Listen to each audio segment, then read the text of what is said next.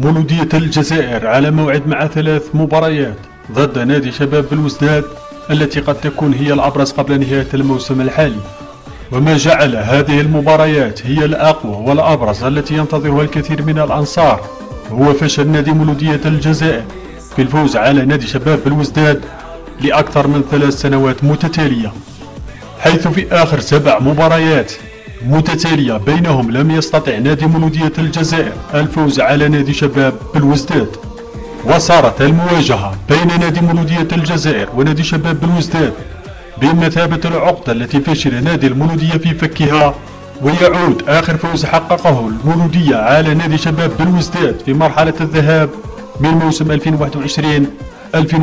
بالدوري الجزائري.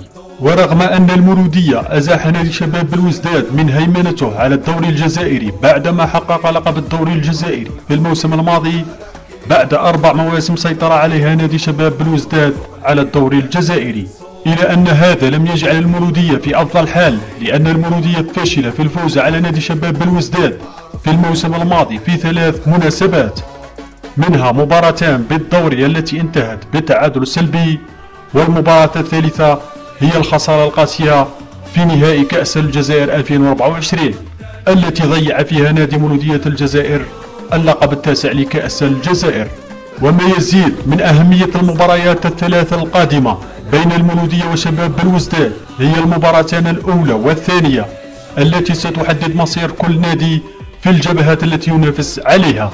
فالمباراة الأولى التي يكون فيها الفائز هو صاحب كأس السوبر 2024، والمباراة الثانية من ينهزم فيها سيودع منافسة كأس الجزائر 2025. بينما المباراة الثالثة التي ستكون من الجولة 25 بالدوري الجزائري في مرحلة العودة، وقد تكون منعرجا في المنافسة على لقب الدوري.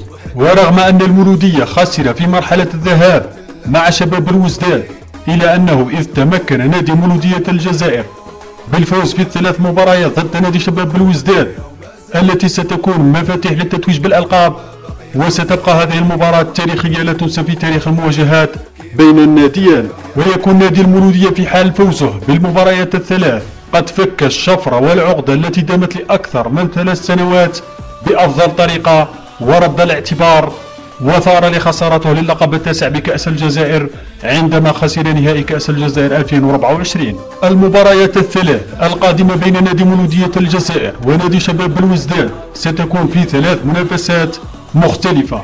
المباراة الأولى هي نهائي كأس السوبر 2024، والمباراة الثانية بالدور السادس عشر من منافسات كأس الجزائر 2025.